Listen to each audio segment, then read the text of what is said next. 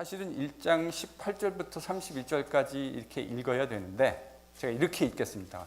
1장 17절부터 읽겠습니다. 왜 17절부터 읽었는지는 성경 공부를 하시다 보면 금방 이제 아시게 될 겁니다. 여러분 1장 17절, 사실 저희들이 지난번에 17절까지는 공부를 했지만 17절부터 31절까지 저희가 한 목소리로 다시 읽도록 하겠습니다. 여러분 본문을 저희들이 나눈다면 몇 가지로 이렇게 좀 나눠볼 수 있을 것 같아요. 지금 17절, 18절 이걸 이제 하나로 저희들이 좀 나눠볼 수 있을 것 같고요. 또 19절에서 21절까지를 크게 하나로 의미상 나눠볼 수 있을 것 같고, 또 22절에서 25절, 또 26절에서 29절, 30절, 31절 이렇게 이제 단락별로 저희들이 본문의 흐름을 좀 짚어볼 수 있을 것이라고 생각을 합니다. 여러분 이제 저를 좀 보시죠. 지난주에 저희들은 소위 바울파에 해당하는 사람들에 대해서 바울이 무엇이라고 얘기했는가를 같이 생각해 보았습니다. 바울파는 무엇 때문에 만들어졌을 것이라고 저희들이 추정해 볼 수 있을까요? 바울에게 세례받은 사람들. 그래서 이제 바울파가 생겨났던 것 같아요. 바울은 오늘 이제 본문에서는 이른바 아볼로파에 해당하는 사람들을 향해서 이야기를 하고 있는 것 같습니다. 아볼로파의 사람들은 헬라 철학에 심취한 사람들이었을 것 같습니다. 13절에서 17절까지 지금 자신을 추종하고 있었던 사람들의 잘못에 대해서 지적을 하고 난 후에 바울은 이른바 지혜를 사랑했던 사람들, 고린도 교회 성도들 가운데 지혜를 사랑했던 사람들에 대한 이야기를 하고 있습니다. 지혜에 대한 사랑, 여러분 philosophy라는 말이 거기서 나왔던 것 아닙니까? 지혜에 대한 사랑. 그래서 이제 아시다시피 고린도라고 하는 사회, 이 헬라 그레코 로만 사회 자체가 헬라 철학에 아주 깊은 영향을 받은 사회였죠. 그래서 오늘 저희들이 이제 보게 되겠지만 이 사람들이 그 소위 말하는 헬라 철학의 영향을 아주 심하게 받은 것 같이 보입니다. 그래서 그리스도에 대한 복음마저도 매우 헬라 철학적인 그런 말의 지혜를 통해서 그 정도의 것으로 간주하고 복음도 자기들의 입맛에 그 헬라 철학에 맞도록 재단했던 것으로 보입니다. 그래서 구원, 나중에 저희들이 이제 고린도전서 15장 가게 되어지면 육체의 부활에 대한 이야기를 하게 될 때 저희들이 이 헬라 철학, 그것이 고린도 교회의 교리적인 측면에 어떠한 문제점들을 야기시켰는가 하는 이야기들을 저희들이 본격적으로 하게 될 겁니다. 여러분 헬라 철학, 특별히 그 플라톤주의적인 개념이 기독교와 융합이 되어지면 구원이라고 하는 것을 어떻게 생각하기 쉬울까요?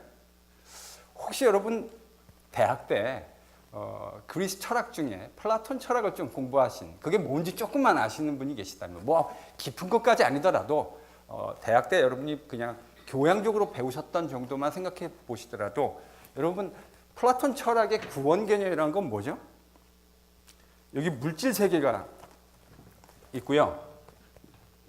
이 물질 세계를 벗어나는 그 이데아의 세계가 있습니다. 그래서 이 물질 세계를 벗어나서 이데아 세계로 간 것, 이것이 헬라 사람들이 생각했던 구원이라고 하는 개념이었습니다. 그러니까 여러분 이게 기독교와 융합이 되어지면 구원을 뭐라고 생각하기 쉬울까요? 우리의 육신을 벗어버리고 영원한 본향, 이데아. 그래서 이 헬라 철학적인 사고와 기독교가 상당히 융합되기 쉬운 구조적인 특성을 가지고 있어요.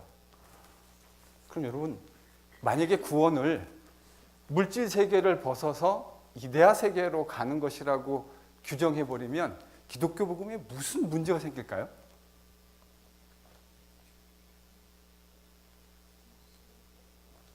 여러분 뭐가 문제가 되죠?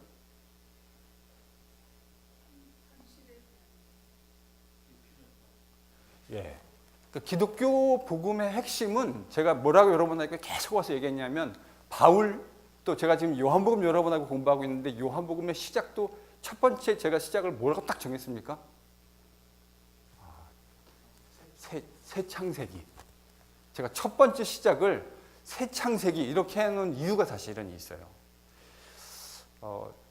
여러분들은 제가 설교 제목을 하나 정하는데 얼마나 많은 시간을 들이는지 잘 모르실 것이라고 생각합니다. 때로는 설교 전체 프레임을 다 잡아놓고 이 프레임에 맞는 제목을 잡으려고 어떨 때는 하루를 꼬박 고민을 할 때가 있어요. 교회를 제가 서성이면서 타이틀을 뭘로 잡을까? 사실 뭐 아무것도 목사님 뭐 그렇게까지 하실 필요 뭐 있습니까? 이렇게 생각하시는지 모르지만 제목을 잡는다는 건 매우 중요한 의미를 가지고 있죠.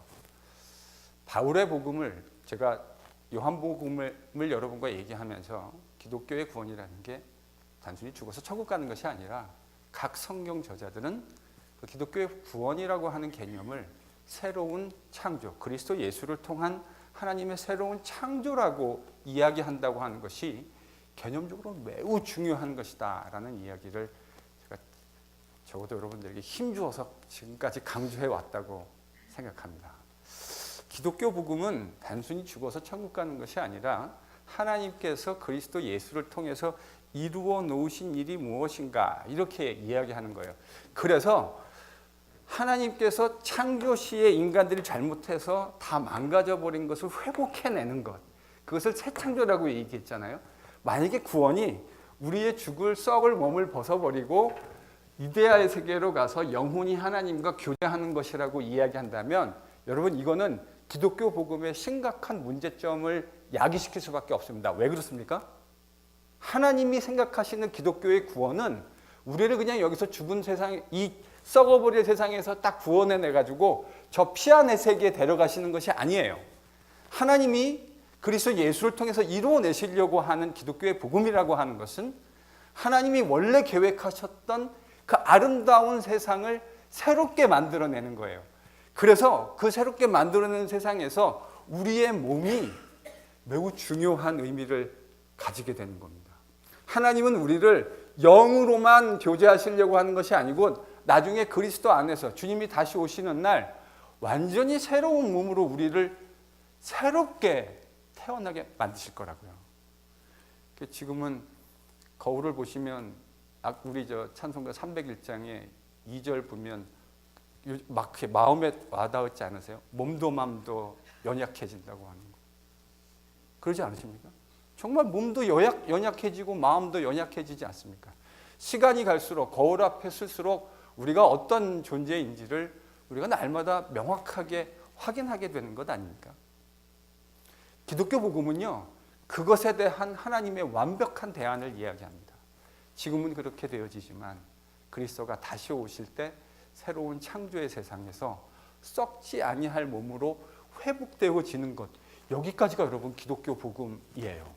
근데 이렇게 기독교 복음을 이해하고 있었다고요. 고린도 교회 성도들 가운데 어떤 사람들은 기독교 복음이 이런 거라고 생각하고 있었어요. 아니에요. 고린도 교회 안에 이런 헬라 철학적인 영향을 받은 사람들이 상당수 있지 않았을까, 그렇게 신약학자들은 추정합니다. 바울이요,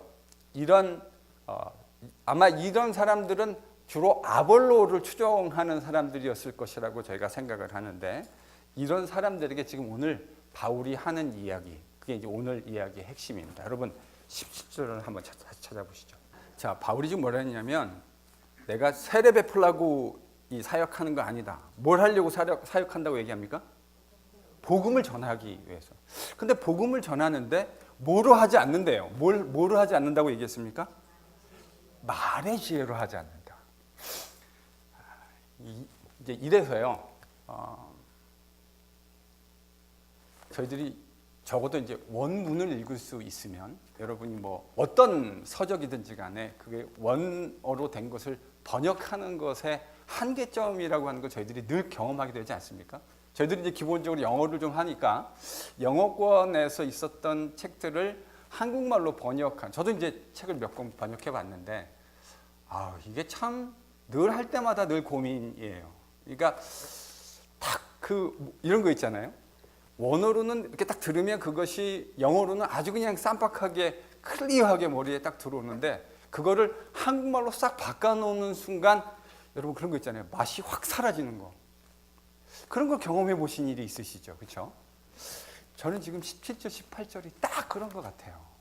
17절에 바울이 쓴 말을 우리말로 말의 지혜로 하지 않는다. 지금 이렇게 번역해 놨거든요.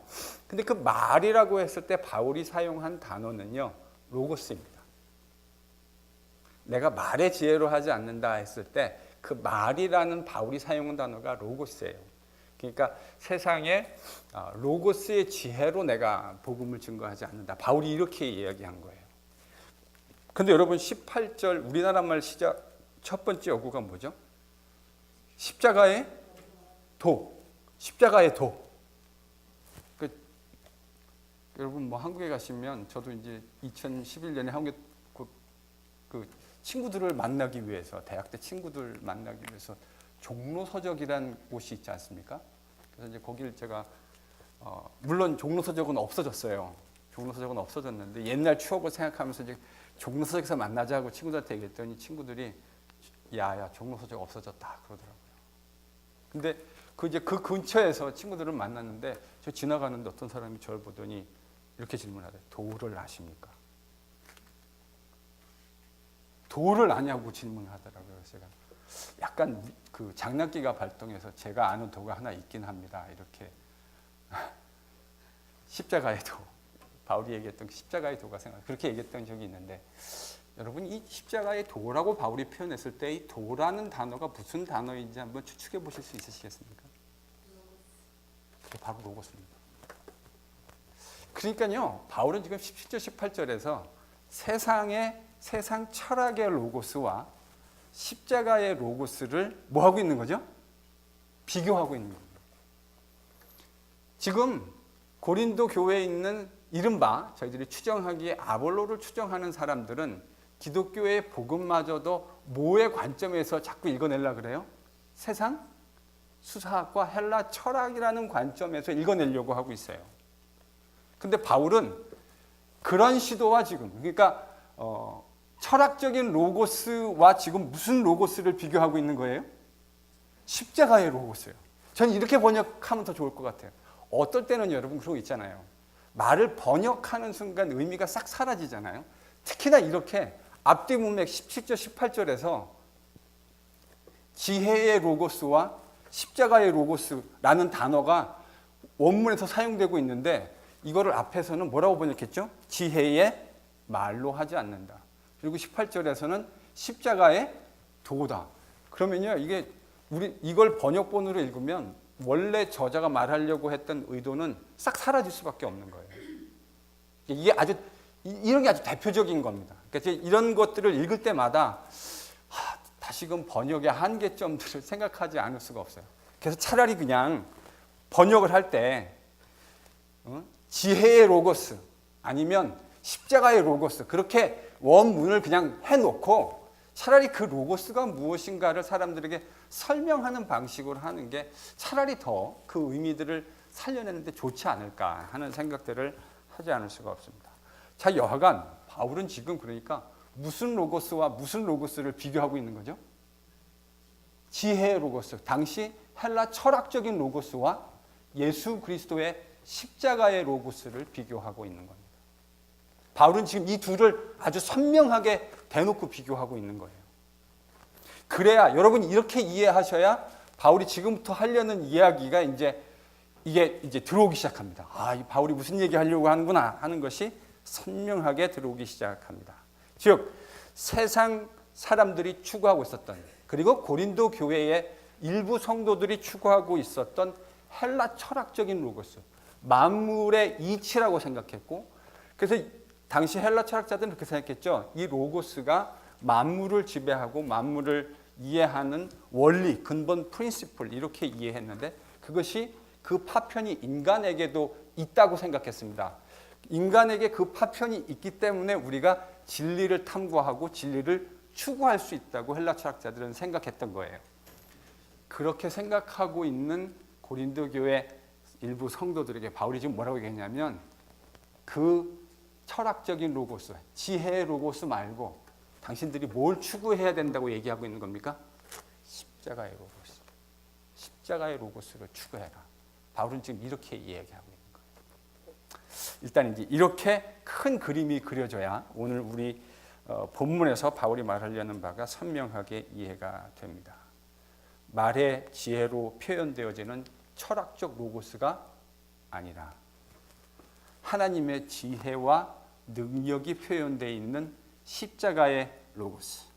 바울은 지금 이렇게 이야기하고 있는 겁니다. 이렇게 이야기하면 좀 극단적인 성향의 사람들이 존재하는 것 같아요.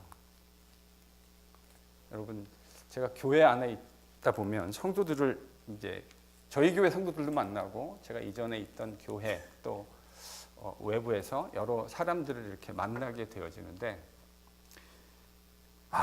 예수님도 바울도 사도 바울도 그런 세상 철학적인 로고스는 쓸데없다고 했고 예수님의 지금 십자가의 로고스 얘기했다고 하니까 약간 말씀을 이렇게 탐구하려고 하는 어떤 자세들 그런 거 다 필요 없다고.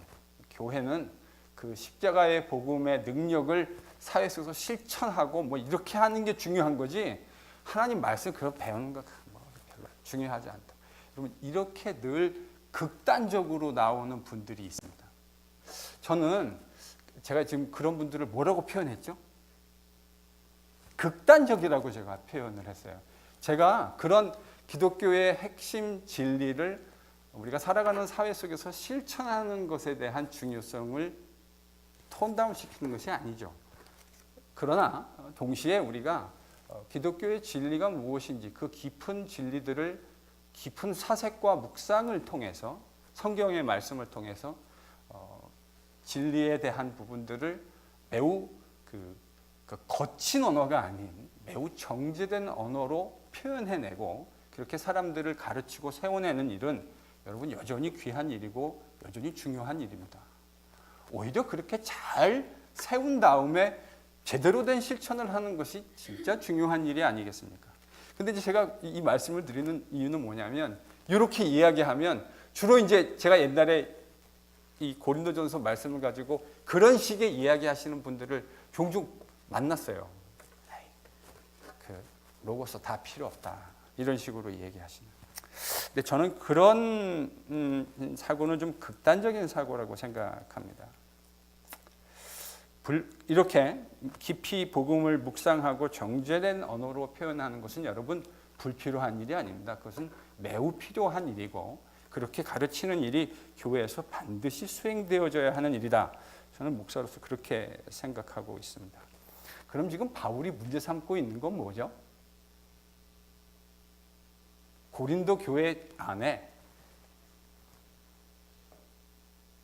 그러한 철학적인 사고로 물들어서 그런 사고와 행위를 통해서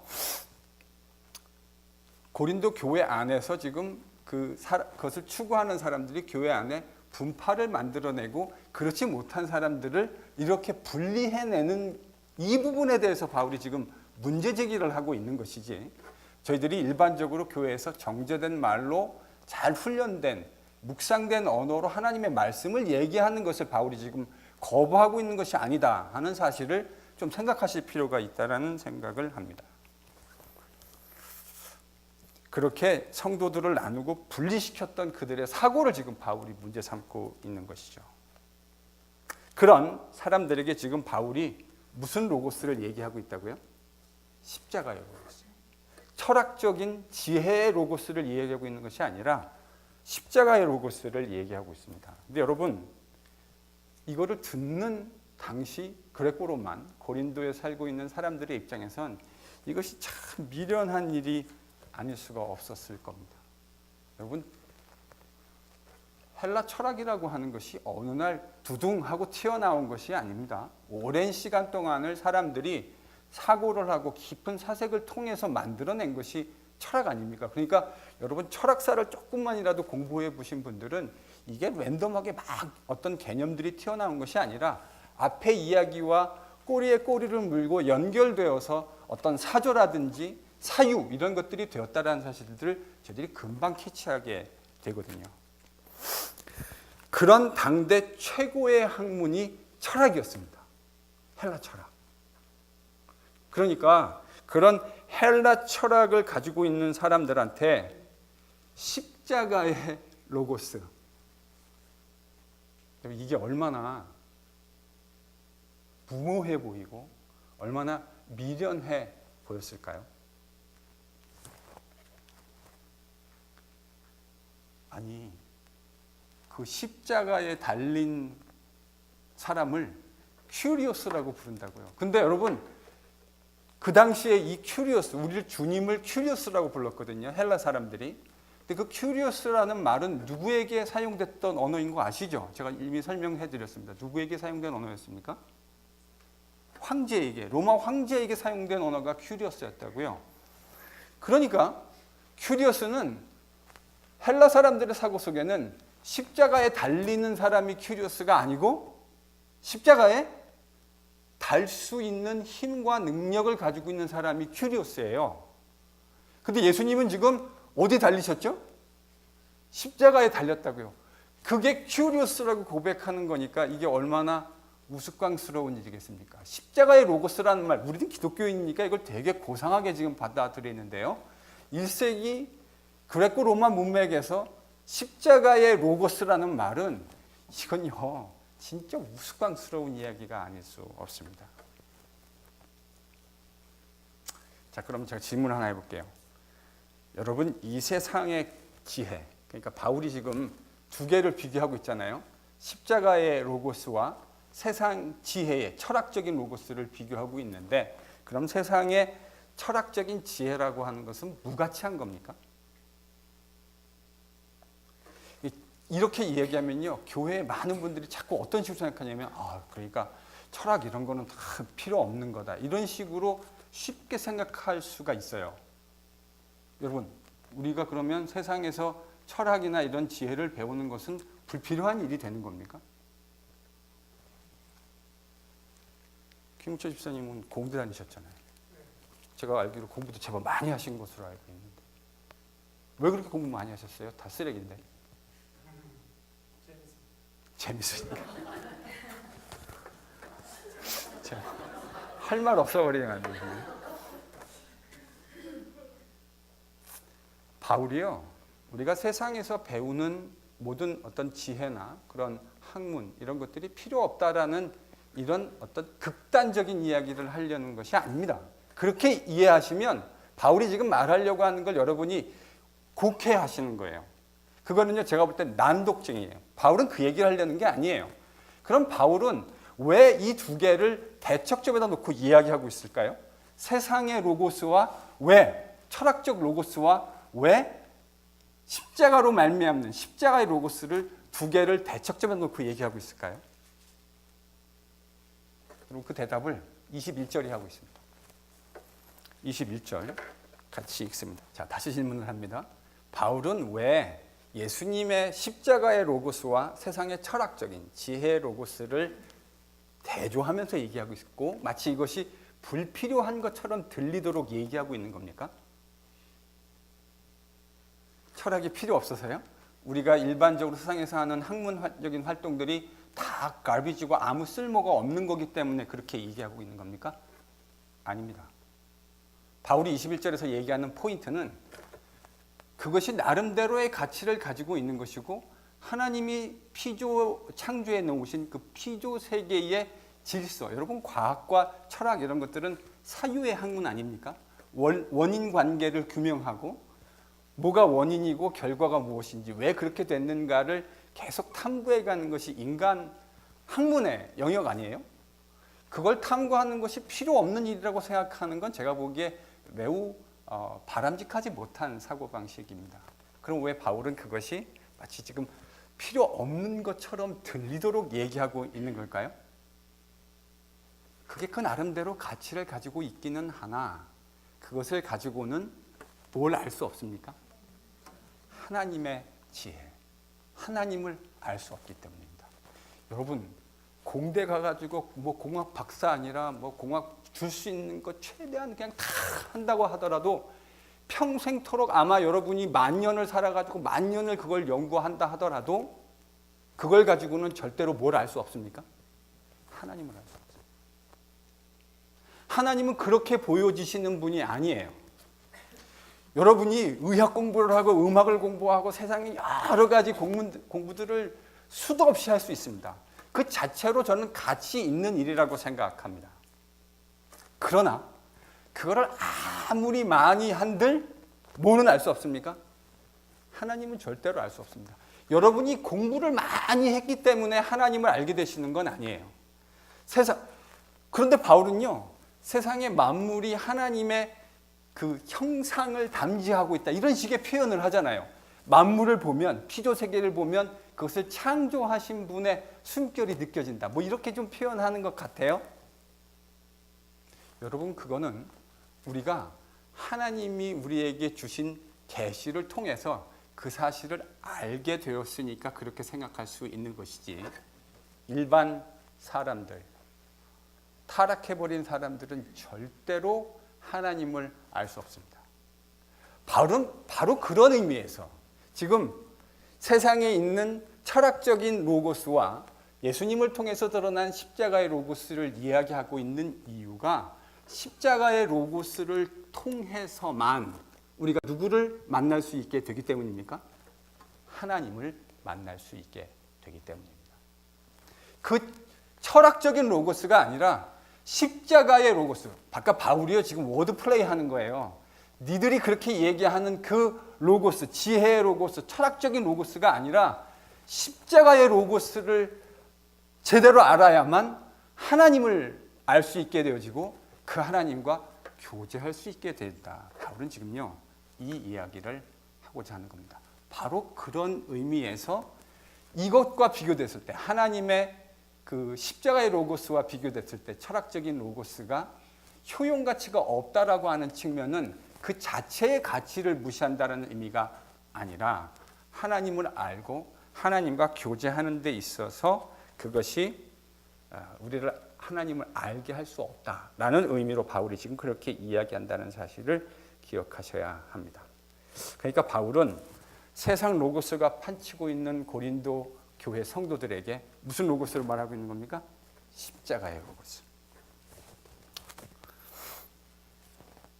그래서 그 세상 지혜로는 하나님과 또 그분의 계획을 알 수 없다라는 사실을 바울이 지금 강조해 주고 있는 겁니다.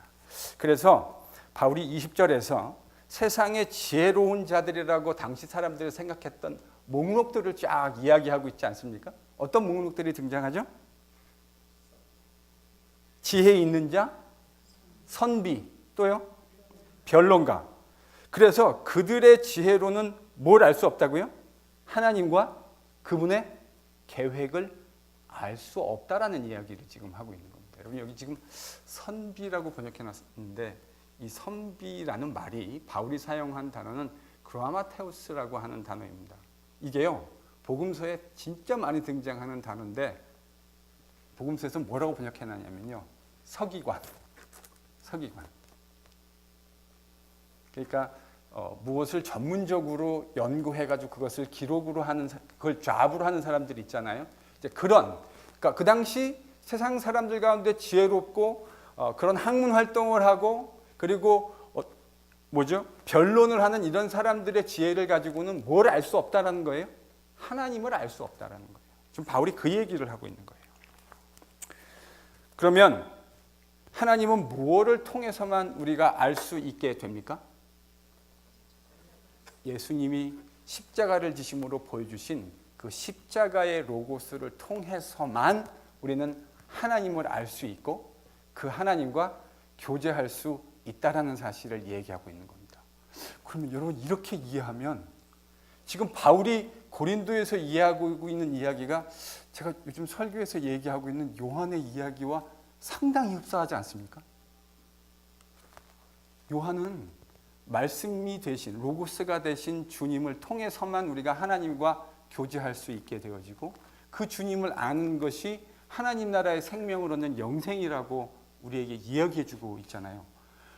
그러니까요, 저희들이 얼핏 보면, 피상적인 레벨에서 보면 바울이 얘기하는 것과 요한이 얘기하는 것이 얼핏 보면 달라 보이는데요, 조금만 깊이 들어가서 묵상해보고 사색해보면 바울 사도가 이야기하고 있는 내용이 요한 사도가 이야기하고 있는 것과 정확하게 같은 맥락에서 같은 궤로 흘러가고 있구나 하는 사실을 저희들이 깨닫게 되어집니다.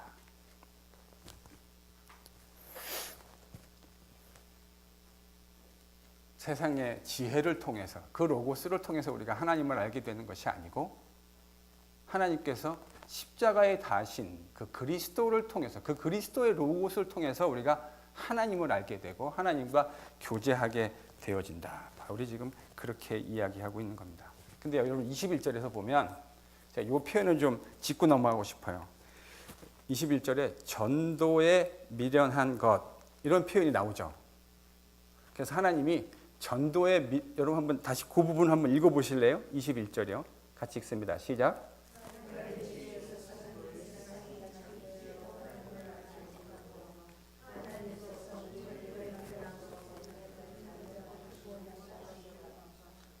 그럼 이 전도에 미련한 것, 그러면 이제 저희들이 흔히 어떻게 생각하냐면, 하나님이 전도라는 되게 미련한 방법을 통해서 그 복음을 증거하시기를 기뻐하셨다, 이렇게 생각하시게 되게 쉽거든요.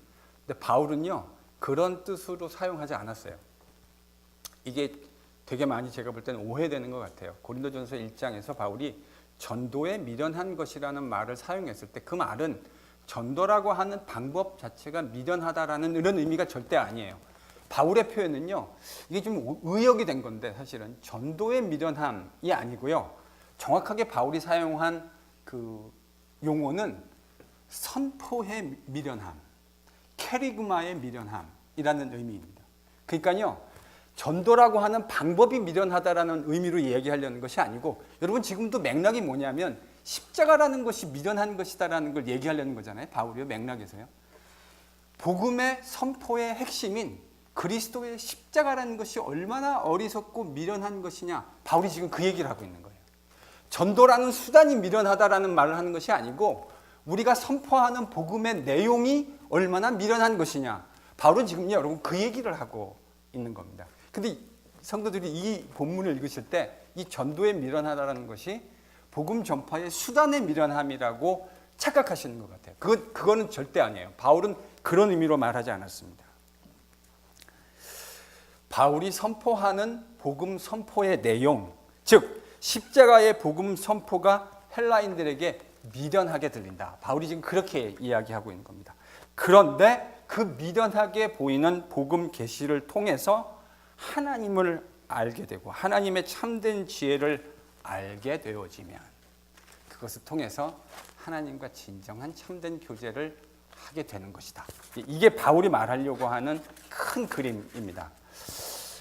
여러분 22절에서 25절에 바울은, 제가 제목을 이렇게 한번 잡아봤어요. 22절에서 25절은 십자가, 제목이 뭐냐면 십자가, 하나님의 능력과 지혜. 그렇게 미련해 보이는 십자가가 하나님의 능력과 지혜가 된다. 이게 이제 반전의 이야기죠. 여러분 한번 생각해 보세요. 십자가라고 하는, 지금 바울이 하나님의 능력과 지혜라고 표현한 십자가라고 하는 것은 헬라인들의 관점에선 참 어리석은 것일 수밖에 없습니다. 십자가는 누가 달리는 거죠? 그거는 이제 여러분 유대 한 발짝 앞서 가시는 거거든요. 좋습니다. 그런 자세 아주 좋습니다. 근데 저주받은 자라는 건 유대인들의 관점이고요. 헬라인들의 관점에서 십자가는 어떻게 비춰지고 이해되어질까요? 실패한 정치인. 그러니까 로마에 대항한 사람인데 실패한 사람. 그러니까 로마를 이긴 사람이면 십자가에 안 달리죠. 로마보다 힘이 약해서 로마한테 진 사람. 그 사람이 어디 달립니까? 십자가에 달립니다. 그러니까 십자가라고 하는 건 당시 헬라 사람들의 눈에는 로마에 대항했다가 실패한 사람의 그 실패를 가장 극명하게 보여주는 이그젠플 아니었겠습니까? 그러니까 십자가의 구주, 십자가에 달린 큐리오스를 얘기한다는 게 이게 얼마나 우스꽝스럽고 얼마나 우스운 이야기였겠습니까? 미련한 거죠. 유대인들한테는 말씀하시는 대로 바울이 무슨 표현을 했죠? 절 보지 마시고요. 바울이 유대인들한테는 십자가가 뭐라고 얘기했어요? 거리끼는 것. 스칸달론. 요즘에 영어로 하면 스캔들. 거치게 만드는 것. 걸려서 넘어지게 만드는 것. 여러분, 왜 유대인들에게 십자가는 걸려서 넘어지게 만드는 것입니까? 십자가는 하나님께 저주받은 거예요. 근데 하나님이 마지막에 세우실 왕이 십자가에서 하나님께 저주받았다. 제가 이제 이 정도는 좀 익숙하시죠, 이제요. 제가 하도 그냥 귀에, 정말 우리 허 목사님 표현하면 귀에 피가 나게 이야기를 해드렸기 때문에 유대인들에게 있어서 십자가에 달린 메시아, 십자가에 달린 그리스도, 이거는 말 자체가 성립 안 되는 넌센스입니다. 바울 같은 사람이 예수 믿는 사람을 핍박하러 다녔던 이유, 핵심 이유가 이거예요. 아니, 이런 참남한 인간들, 하나님께 저주받은 자를 메시아라고 얘기한다는 게 여러분 얼마나 말이 안 되는 얘기입니까? 유대 신학자였던 바울에게 있어서. 그러니까 이 십자가라고 하는 건 헬라인들이 보기에는 진짜 우스꽝스러운 이야기고 유대인들이 보기에는 말도 안 되는 넌센스죠. 에이, 십자가에 달린 메시아. 그런데요, 우리같이 하나님의 부르심을 입어서 그 십자가의 계시가 무엇인지를 깨닫게 되어진 사람들한테는 이것이 뭐가 됩니까? 하나님의 능력이 되어지고 하나님의 지혜가 되어진다는 거예요. 그런데 지금 고린도 교회 성도들이 그 십자가의 지혜와 그 능력의 부요함이 뭔지는 묵상하지 않고 헬라 철학이 얘기하고 있는 그 로고스에 지금 매몰돼 가지고 있는 걸 바울이 지금 들은 거예요. 참 그렇지 않습니까? 십자가라고 하는 것, 인간이 당한 벗어날 수 없는 난제가 여러분 죽음 아닙니까? 하나님을 인정하건 인정하지 않건 인간이 피할 수 없는 난제는 결국 다 죽는다는 거예요. 그렇게 세상의 모든 권력을 가지고 발버둥 치고 나는 이 영화를 평생토록 누리겠다고 하는 사람도 그렇게 발버둥 치다가 다 죽었습니다. 이게 인간이 아무리 능력이 많고 세상 사람들이 다 부러워하는 지위와 능력과 힘을 가지고 있다 하더라도 결국 인간이 피해갈 수 없는 그 임패스입니다. 막다른 길이에요. 그런데 이 십자가는 우리같이 주님의 부르심을 입은 사람들, 하나님의 계시를 통해서, 십자가의 계시를 통해서 십자가의 능력과 지혜가 뭔지를 깨달은 사람들에게 이게 뭐가 되어진다고요? 와, 과연 하나님의 능력과 지혜가 이 십자가 안에 들어있구나 하는 사실을 저희들이 무릎을 탁 치면서 깨닫게 되어지는 것 아닙니까? 아무도 상상할 수 없었던 죄를 진 모든 사람을 죽게 하시겠다고 했던 그 하나님의 변할 수 없는 그 공의로운 말씀이 정확하게 성취되어졌을 뿐만 아니라 인간을 사랑하시고 그들이 그렇게 영원히 버려질 수밖에 없도록 내버려 두실 수 없는 그분의 사랑, 공의, 이 두 개가 완벽하게 만나서 완벽하게 죄 지은 자를 모조리 죽이지만 그러나 하나님께서 사랑하시는 자를 영원히 죽게 내버려 둘 수 없는 하나님의 그 능력과 지혜가 나타나는 것이 무엇입니까? 십자가 아닙니까? 처음에 첫 번째 세상의 실패를 완전히 심판하셔야 하는 하나님의 공의로움, 그러나 그 십자가에서 죄짓지 아니한 그리스도를 살려내심으로 새로운 창조의 세상을 만들어내시고 그를 믿는 모든 사람을 그리스도와 합하고 연합하여서 그를 믿는 사람들에게만 베풀어 주시는 하나님의 완벽한 새로운 창조의 세상을 누리게 되어지는 것, 여러분 그 비밀이 어디에 지금 계시되어 있습니까? 십자가. 그러니까 바울이 그 얄팍한 세상 철학, 우리가 만들어낸 그것도 그 나름대로 귀한 것이 있고 진리의 일부분을 담지하고 있기는 하지만 인간의 근본적인 문제를 그 토럴 임패스를 극복해내고 새로운 대안을 제시하신 하나님의 능력 어디 안에 나타나 있습니까? 십자가. 그러니까 철학적인 로고스가 아니라 지금 뭘 고린도 교회 성도들이 붙들어야 되는 거예요? 십자가의 로고스. 십자가의 로고스. 바울이 그 얘기를 하고 있는 거예요.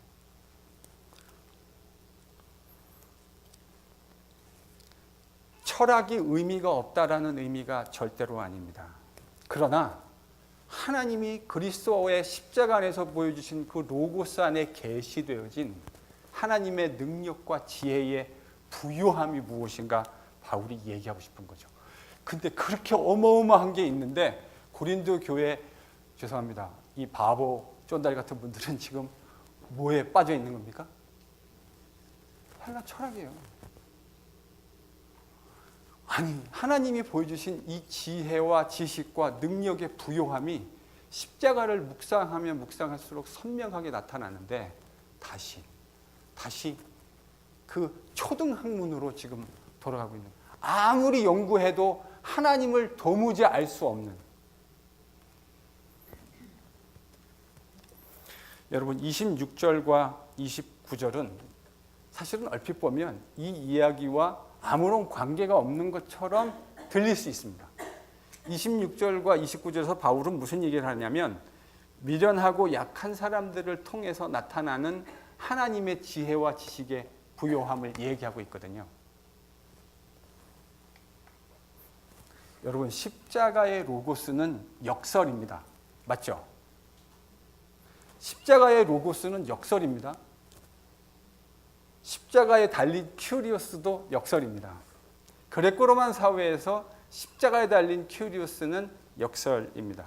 십자가의 로고스는 그 자체로 유대인의 관점에서도 역설입니다. 왜요? 하나님이 세상의 왕이 돼서 통치하시겠다고 말씀하셨거든요. 근데 하나님이 세상의 왕이 되신 방식이, 그 구체적인 방법이 십자가였다고요.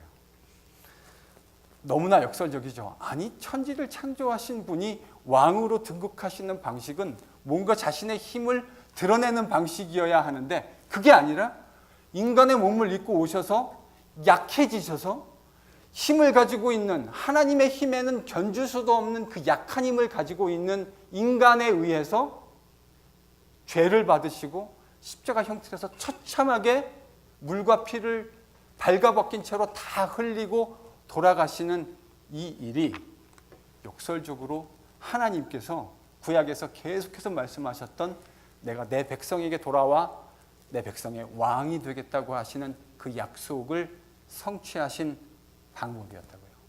여러분, 이게 기독교가 시작되어진 복음의 역설입니다. 하나님의 약속이 강함을 통해서 드러난 것이 아니고 하나님께서, 여러분, 신이 인간이 되셨다.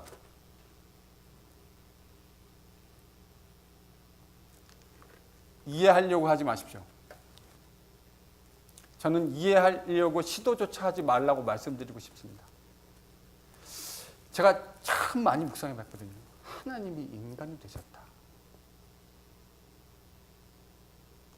이게 이해가 되겠습니까? 하나님 되심이 뭔지를 우리가 모르는데요. 제가요, 이런 생각을 해본 적이 있어요. 내가 개가 됐다. 내가 개가 됐다. 내가 개가 됐다고 하는 거리와 하나님이 인간이 되셨다고 하는 거리가 비교할 수 없다라고 하는 사실 정도는 저희들이 좀 생각해 볼 수 있지 않을까요? 하나님이 자신의 힘과 능력을 보여주신, 그래서 인간과 이 피조 세계를 회복하시는 그분의 능력과 지혜가 표현된 것이 바로 십자가입니다. 그래서 기독교는요, 제가 에베소서 강의할 때 여러분들에게 몇 번 힘줘서 얘기했던 것 같습니다. 기독교는 힘을 가지고 세상에 힘을 과시하면서 기독교의 능력을 보여주는 건 저는 변질된 기독교라고 생각합니다. 오늘날 많은 기독교인들이, 기독교 목사들이 착각해요. 우리가 힘을 가지고 그 힘으로 세상 가운데 보여주면 그것이 하나님께 영광이 되어진다고요.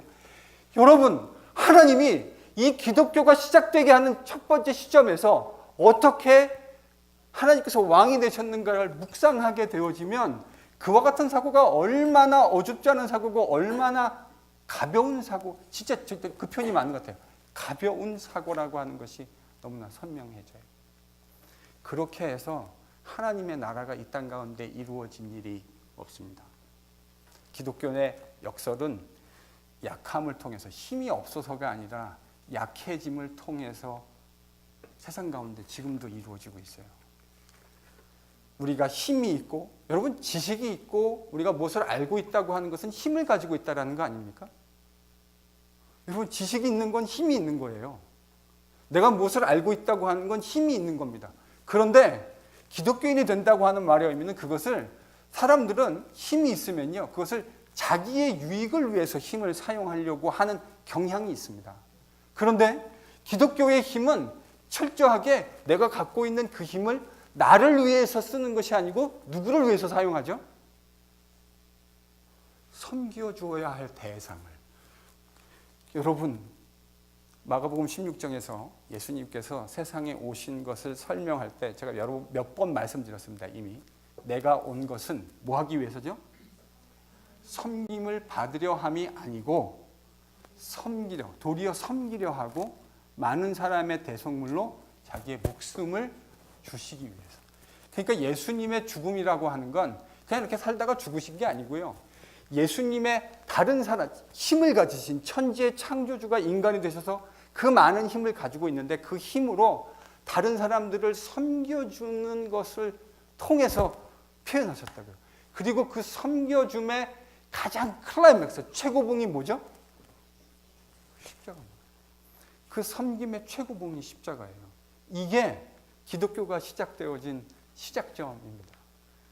근데 오늘날 교회가요, 이 기독교의 정신에 별로 친숙한 것 같지가 않아요. 여러분, 장로님들, 그리고 이제 장로님들 되셔야 될 분들 계신데, 여러분, 리더가 된다고 하는 것은 그러니까 우리가 리더가 된다고 하는 것의 핵심은 어떤 사람이 된다고 하는 것을 의미하는 거죠? 예? 섬김의 사람이 되겠다는 의미입니다. 여러분, 리더가 되겠다고 하는 것은 내가 힘을 가지고 다른 사람들을 내가 원하는 대로 이렇게 저렇게 하게 만들겠다는 의미가 아니고요, 내가 하나님께서 나에게 주신 그 힘으로, 다양한 힘으로 하나님께서 주신 백성들과 세상에 있는 사람들을 섬기겠다라고 하는 것이 기독교의 리더입니다. 이게 약해짐의 비밀이에요.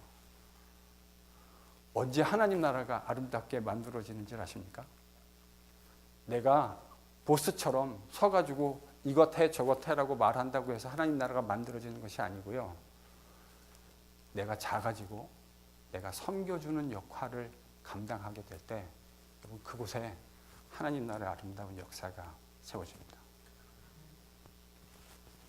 정말 마음 깊은 곳에 우리 함께 뼈에다가 새길 수 있었으면 참 좋겠습니다. 바울이 오늘 얘기하는 이야기의 함의가 그런 거예요. 십자가의 능력이 약한 데서 드러나지 않았느냐? 너희들을 봐라. 바울이 26절에서요, 지금 그 얘기를 하는 거예요. 뭘 보라고 얘기합니까? 너희들을 부르시는 것을 보아라. 부르심이 어떤데요? 그 사람들을 봤더니요. 여러분 26절을 같이 읽습니다.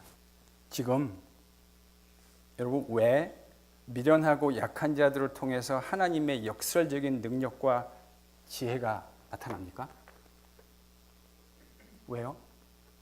왜 하나님의 그 지혜와 능력이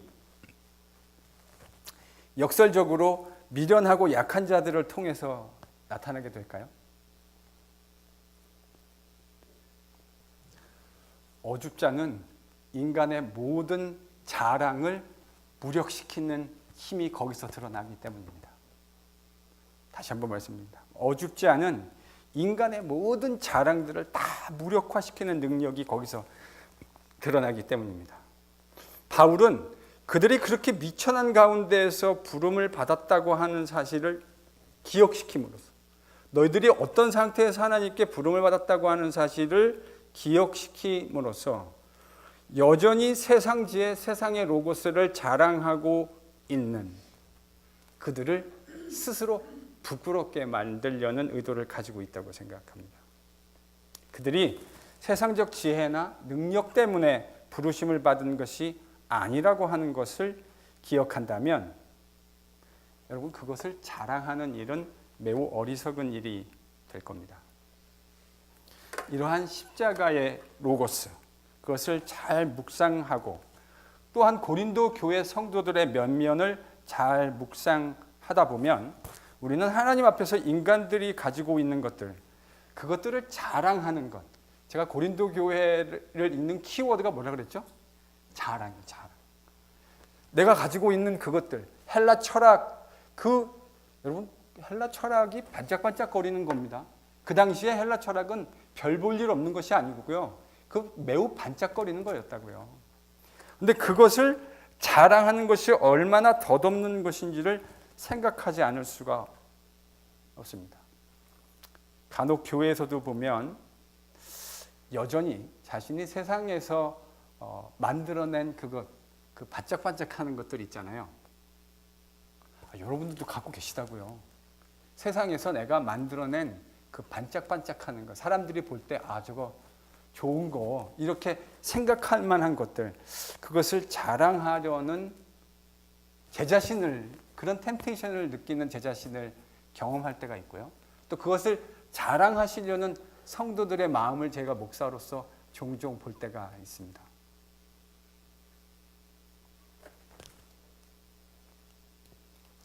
바울이 여러분 그런 것들을 뭐라고 부르는지 아십니까? 예? 권사님 배설물은 상당히 고상하게 표현하신 거거든요. 바울이요, 그런 거는 뭐라고 부르죠? 우리 좀 적나라하게 한번 불러볼까요? 뭐라고 부르죠? 아니, 우리 이거 말하는 게 그렇게 어려운 거예요. 똥이요. 똥이라고요. 그게 가치가 없다라는, 바울이 그걸요, 가치가 없기 때문에 똥이라고 이야기하는 게 아닙니다. 바울도요, 그 문맥을 잘 읽어보시면 그게 얼마나 반짝반짝한 것인지, 세상적인 관점에서 보면 그게 얼마나 반짝반짝한 것인지 잘 알고 있어요. 자기는 유대인이었고요, 난지 8일 만에 할례를 받았고, 율법으로는 바리새인이고요. 또 학교는 어디 다녔어요? 하버드 다녔잖아요, 하버드. 그 당시에 모든 사람들이 부러워할 만큼의 로마 시민권자였고 모든 것들을 갖추고 있는데 그게 의미가 없기 때문에 바울이 똥이라고 한 게 아니고요. 뭐 때문에 바울이 똥이라고 한 거죠? 십자가의 로고스 때문에요. 십자가의 로고스를 대면하고 봤더니 내가 가지고 있었던 거 그게 의미 없는 건 아니지만 십자가의 로고스라는 관점에서 봤더니 에이구, 이런 거 가지고. 저는 여러분 이게 진짜 건강한 이라고 생각합니다. 저는 여러분의 자녀들이 좋은 학교에 가서 좋은 교육을 받기를 원합니다. 좋은 학교 가면요, 좋은 선생님들이 있고 좋은 친구들이 있어요. 틀림없습니다. 좋은 학교를 가면 좋은 교육을 받을 수 있어요. 근데 그것이 가지고 있는 본질적 가치보다 더 많은 것들을 생각하지는 마십시오. 그거는 그저 그것일 뿐입니다. 좋은 교육이라고 하는 것이 가지고 있는 가치 자체를 평가절하고 싶지 않아요. 좋고 귀한 겁니다. 그러나 그냥 그 정도뿐이에요. 여러분, 이렇게 하는 것이 우상을 삼지 않는 겁니다. 이렇게 하는 게 우상을 삼지 않는 거예요. 근데 그거에다가 그것이 가지고 있는 본질적 가치보다 더 많은 가치를 부여하는 것이 뭐죠? 그게 바로 우상화 작업입니다. 자녀를 사랑하는 것 귀한 일입니다. 맞죠? 김우철 집사님은 자꾸 김우철 집사님만 얘기하는. 네. 제이랑 준이를 사랑하시잖아요. 그렇죠? 아빠로서 자녀를 사랑하는 것 너무 당연한 일 아닙니까? 아름다운 일이죠. 그러나 그들에게 주어진 가치보다 더 많은 가치를 부여하게 되면 제이와 준도 뭐가 될 수 있습니까? 우상이 될 수 있고, 그 우상은 곧, 여러분 그건 아시죠? 여러분이 하나님이 아닌 다른 것을 우상으로 만드시면 하나님은 그 우상을 반드시 찍어버리십니다.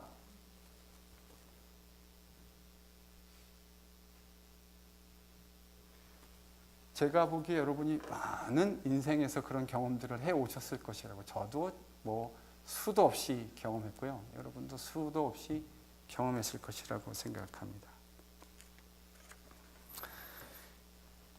바울이요, 그런 것들을 똥이라고 부르고 있다는 사실을 기억하셨으면 좋겠습니다. 그래서 바울은 30절, 31절에서 저는 이렇게 타이틀을 달고 싶어요. 30절, 31절.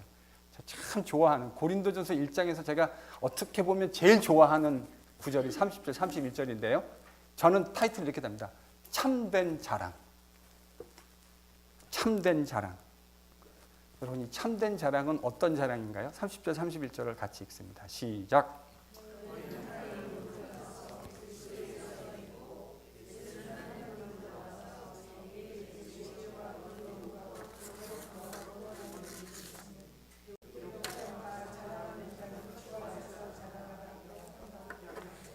네, 여러분, 바울이 얘기하는 진짜 참된 자랑은 무슨 자랑이죠?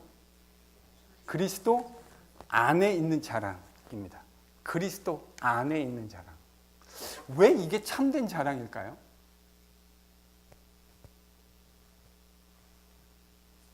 지금 고린도 교회의 문제는 온갖 자랑이에요. 내가 가지고 있는 것, 내가 누리고 있는 것, 그걸 못 누리고 있는 사람들한테 자랑하고, 그렇죠? 여러분, 자랑하면 어떤 일이 벌어지는지 아시죠? 여러분이 가지고 있는 그 반짝반짝하는 것들을 자꾸 자랑하시면 어떤 일이 벌어지죠? 그 반짝반짝한 것을 가지고 있는 사람과 그것을 가지지 못한 사람들이 구분되어지는, 그리고 그것이 심해지면 차별되어지는 자랑이 됩니다. 저는 이걸 이렇게 표현하고 싶은데, 우리를 나누는 자랑. 저도 뭐 자주는 아니지만 가끔 본 것 같아요. 교회 안에 보면 정말 자랑하시는 거를 좋아하시는 분들이 간혹 계시는 것 같아요. 세상에 있는 똥들인데 그 똥들을 자랑하시는 분들이 꽤 많은 건 아니고 제 기억에 좀 덜어 본 것 같아요. 제 경험 속에. 근데 여러분, 그 똥들을 자꾸 자랑하면 어떤 일이 벌어지냐면 나와 그것을 가지지 못한 사람을 자꾸 구분하는 일들이 벌어집니다. 그러니까 나누는 자랑이, 세상에 있는 거의 모든 자랑들은 우리를 나누는 자랑이 되어집니다. 그런데 지금 바울이 이야기하는 자랑은 무슨 자랑이죠? 우리를 하나로 만드는 자랑입니다. 당신이 어떤 고린도라는 사회 속에서 어떤 신분을 가지고 있든지 관계없이 그리스도 예수 안에 있으면, 바울이 고린도 후서에서 이 이야기를 하는데 5장 17절에 바울이 뭐라고 얘기하죠? 고린도 후서 5장 17절 정도는 기독교인이면 저는 반드시 암송해야 하는 구절이라고 생각합니다. 그런즉 그리스도 예수 안에 있으면 뭐가 되죠? 새로운 피조물이라. 이전 것은 지나갔으니 보라, 새 것이 되었도다. 여러분, 그리스도 안에 있는 자랑은요, 속된 고린도에 살고 있었던 성도들이 했던 자랑과 근본적으로 차별되는 자랑입니다. 왜요? 단 모든 자랑들은 우리를 나누는 자랑이 되어지는데, 그리스도 안에 있는 자랑은 우리를 하나로 만드는 자랑이기 때문이에요. 바울이 지금 자신들이 가지고 있는 똥을 자랑하고 있는 고린도 교회, 아마도 아볼로 파라고 주장하는 사람들에게 정말 자랑해야 할 것이 무엇인지, 진짜 기독교인의 참된 자랑이 무엇인지 이야기합니다. 그것은 우리를 하나로 만드신 그리스도, 그리고 그리스도 안에 있는 자랑입니다. 이 자랑은 사람을 나누는 자랑이 아니라 모든 사람을 하나로 만들어내는 자랑입니다. 속된 고린도란 사회 속에 살면서 어떠한 신분을 가지고 있든지 관계없이 그리스도 안에 있는 사람들을 그리스도 안에서 새로운 피조물로 만들어내는 자랑이기 때문에 바울은 그 속된 것들을 자랑하는 고린도 교회 성도들에게 그리스도 안에 있는 것을 자랑하라 라고 이야기합니다.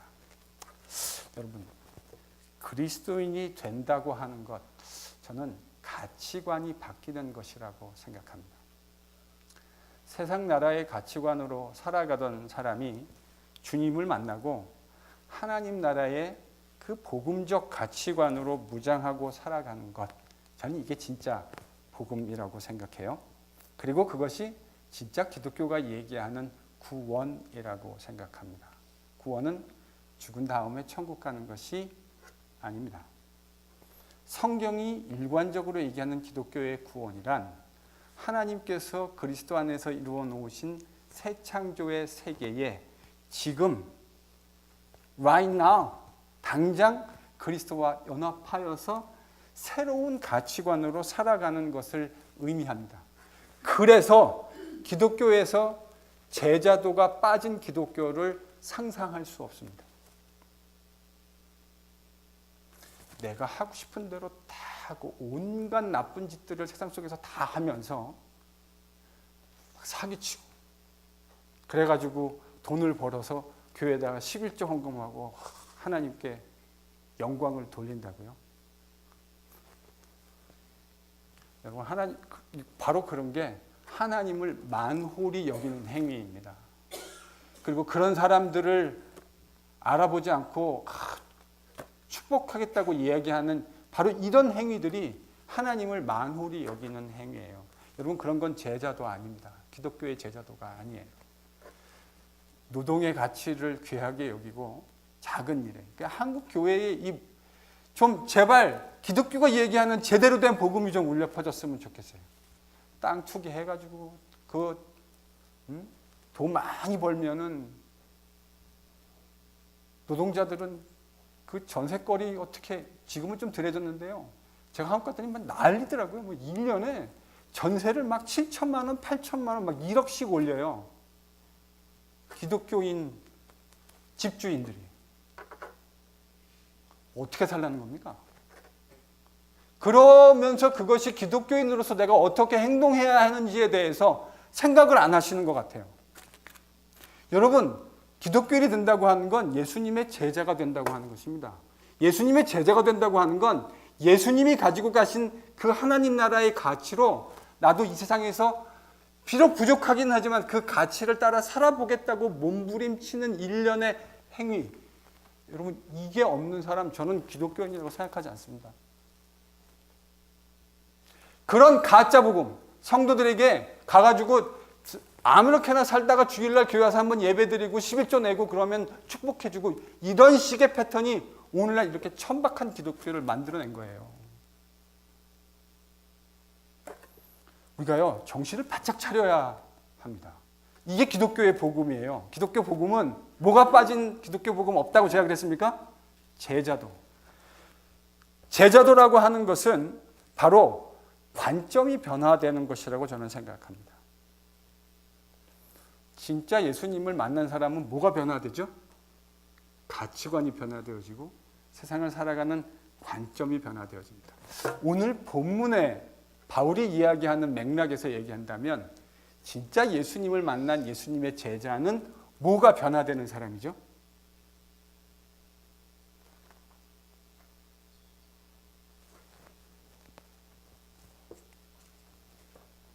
뭐가 변화되는 사람일까요? 오늘 본문의 얘기를 하자면 지금 고린도 교회 성도들은 세상 철학을 자랑하고 있었죠. 그렇지 않습니까?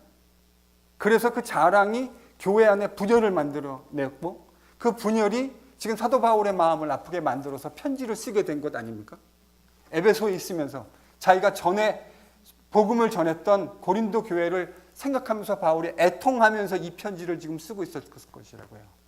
하나님이 하실 일을 기대하긴 하지만 그 고린도 교회의 현실을 바라보면서 애통하고 있는 사도의 마음이 느껴지지 않습니까? 저는 기독교인이란 말을 오늘의 관점에서 이렇게 표현하고 싶습니다. 자랑이 바뀐 사람. 틀림없습니다. 기독교인은요, 진짜 예수님의 제자가 되어지면 뭐가 바뀌죠? 뭐가 바뀝니까? 자랑이 바뀝니다. 전에는 뭘 자꾸 자랑했죠? 내가 가지고 있는 거. 그리고 세상 사람들이 볼 때 반짝반짝하다고 얘기해 주는 것들을 자랑하게 된다고요. 근데 진짜 예수님의 제자가 되면 그 자랑이 뭘로 바뀌죠? 예수님을 자랑하고. 예수님 안에서 내가 누리는 그 지위와 우리 모두를 다 공평하게 만들어 버리시는 하나님의 지혜와 지식의 부요함과 능력을 자랑하게 되어지고 그것을 이야기하는 것이 너무너무 즐거워지는. 그래서요, 진짜 좋은 주님의 사람들을 만나면 저는 딱 저 사람이 진짜 신실한 사람인지 뭘 보면 아냐면 그가 자랑하는 거 보면 압니다. 저는 그렇게, 그러니까 제가 세상 살아가는 지혜 중에 하나예요. 저 사람이 진짜 좋은 예수님의 제자인 거 뭘 보면 아냐면 그 사람이 뭐를 자랑하고 있는가를 잘 귀를 기울여 보십시오. 그러면 틀림없이 그 사람이 어떤 사람인지 어느 정도 여러분 잘 아실 수 있게 될 겁니다. 기독교인은 자랑하는 것이 바뀐 사람입니다. 제대로 주님의 복음을 깨닫게 되어지면 여러분 주인이 바뀌게 됩니다.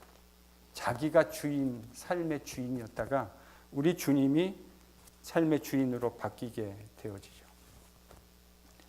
내가 왕노릇하던 내 사고와 내 판단이 늘 가치의 핵심이었는데 뭐를 묵상하게 되죠? 하나님의 말씀을요.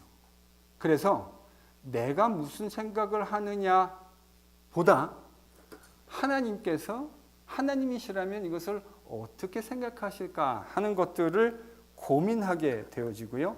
그분의 말씀을 묵상하게 됩니다. 그리고 그 말씀을 가지고 기도하게 됩니다. 제가 저희 교회에 부임하면서 그런 생각을 했어요.